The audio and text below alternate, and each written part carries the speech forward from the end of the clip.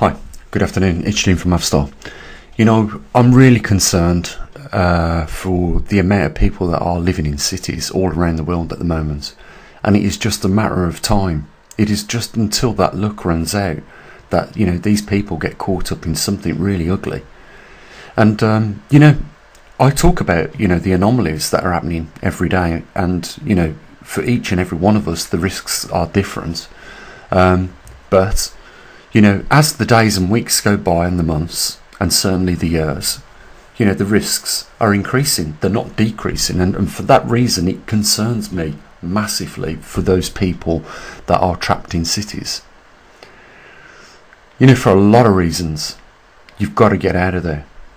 You've got to do everything you can in your power to get out of the city. And if you can, get yourselves a small holding. I know they're not easy to get hold of, but you've got to do it. And try and be as self-sufficient as possible. They're driving electric vehicles, and trying to do away with combustion engines by 2030. Well, it's just not doable, and you know it. If you live in New York City, how are you going to run a lead out your window of your 50-story apartment down to the ground so that you can charge up your electric car?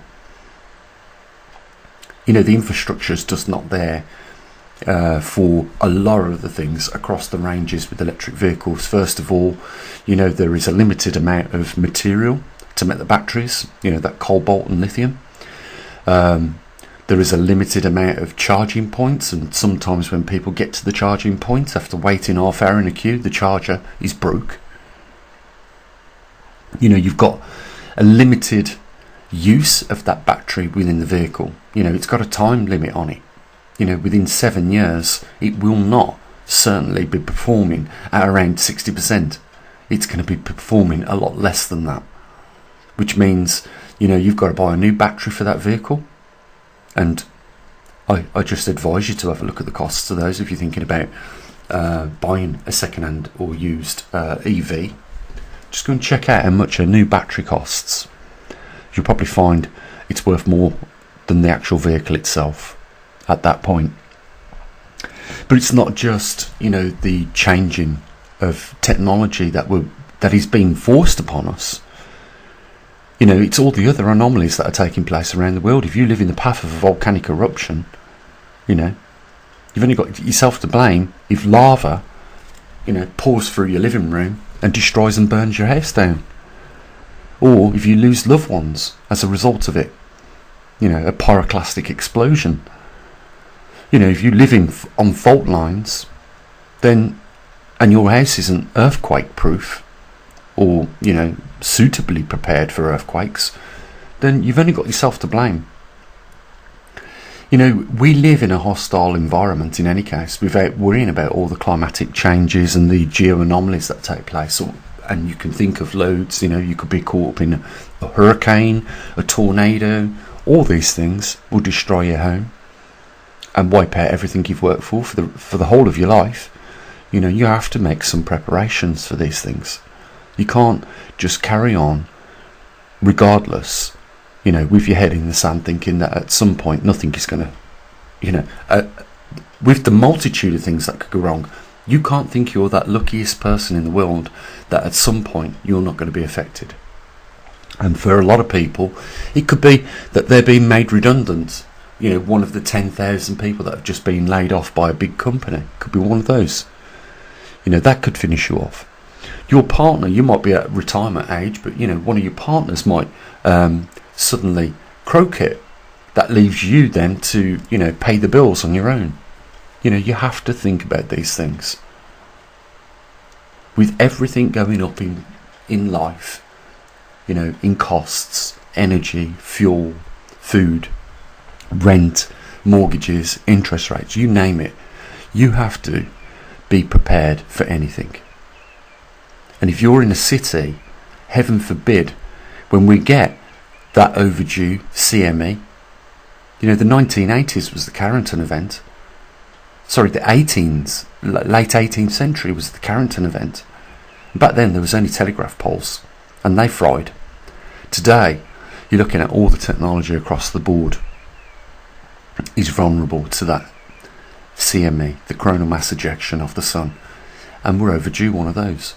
It's like, you know what, we cannot keep going into that casino, pulling that one-armed bandit, down, and then little thing round, and then all of a sudden, one day, you'll go in there, you'll put your coins in it, and it will land on jackpot. It is set to do it at some point. It's just a matter of time before it does it, and it will land on jackpot. And that is the same as, we are spinning round our Earth 365 days a year, going round our sun, and then all of a sudden something comes into our solar system that's detected probably, even within time, but there's nothing we can do about it, because it's the size of Mount Everest, and it's hurtling towards us, and it's on a collision path. And people think that these things will never happen. Well, I just ask you tonight, when it's dark, to cast your eyes on the moon and have a look at all those impact craters. The only reason they're visible, the only reason they're there, is because, first of all, it has been bombarded in its history by meteors, comets, and the only reason it's visible is because there's no water on that surface to cover them up, and no vegetation. But if you think that the moon got hit and the Earth never, think again, because we still have some huge impact craters in deserts which haven't been covered up by erosion or vegetation. But the Earth certainly does look as peppered with comet strikes, just like the moon does. And that's the truth about our history. When we look at the moon, we know it's the same for our Earth. If that small body can get hit that much, then our Earth can get hit just as much. You might think, well, what is the point, Gene, in worrying about all these things? It's about being resilient and not being took out the game too early on in the game. That's what it's about. It's about being prepared. For the first time in 12,000 years, if this magnetic reversal that's taking place is an excursion, it is still a rare event, because the last time an excursion happened was 12,000 years ago. If this is the completed reversal, it was 780,000 years ago, and before that, every 300,000 years our Earth went through a magnetic reversal. So we're 500,000 years overdue.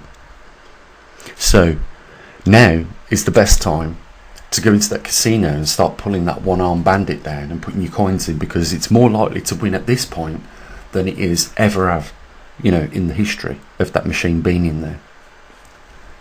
It's just a matter of time. We know that when this Earth goes through a magnetic reversal, the magnetosphere collapses. I'm suspecting that we are well underway now with what we've been looking at with regards to the data, with regards to the magnetic pole migrating much faster over the northern hemisphere. We knew that once we passed 40 degrees, we were in the red zone. Lo and behold, universities around the world start claiming, then professors that work for these universities, that the Earth's core is slowing down. We certainly don't have the equipment to monitor that. But, I do understand that that is a component of a magnetic reversal. It's what you should expect to be taking place.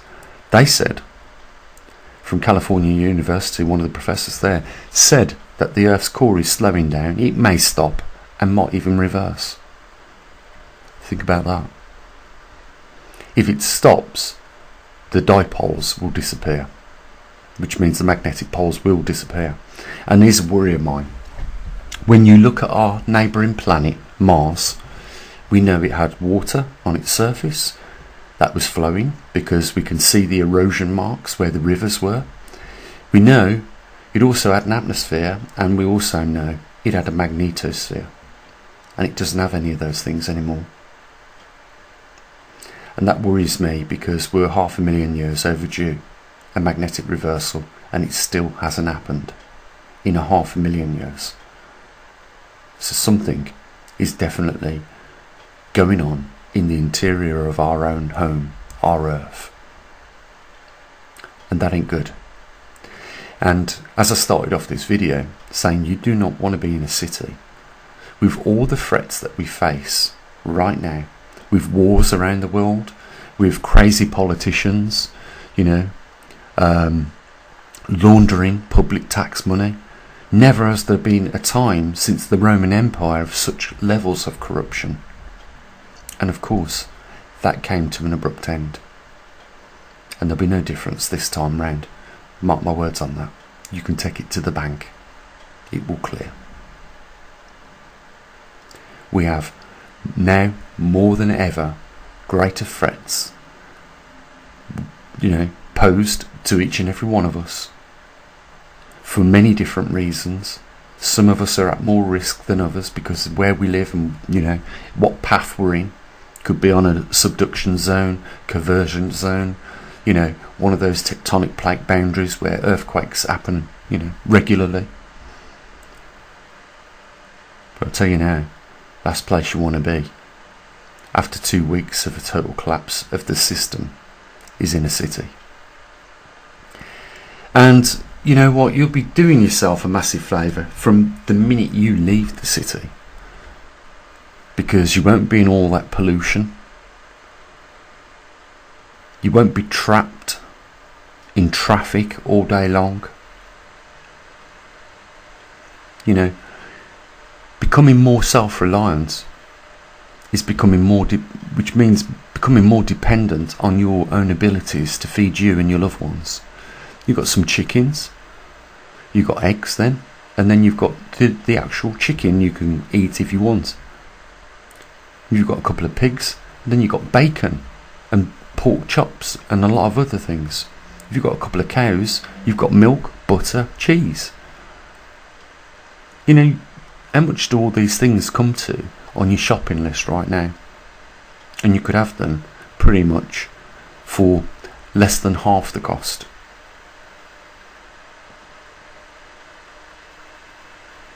Think about it. 2 weeks without any electricity in a city, and people are killing each other for a tin of beans. Doesn't matter whether you've locked your front door. It won't matter, because you'll have gangs of people going round at that point, and your front door won't be a problem.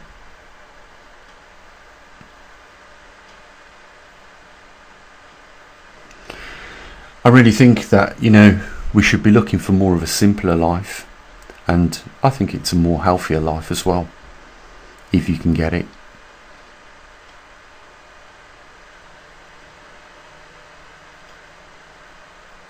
Because the clock is ticking, you know that, guys.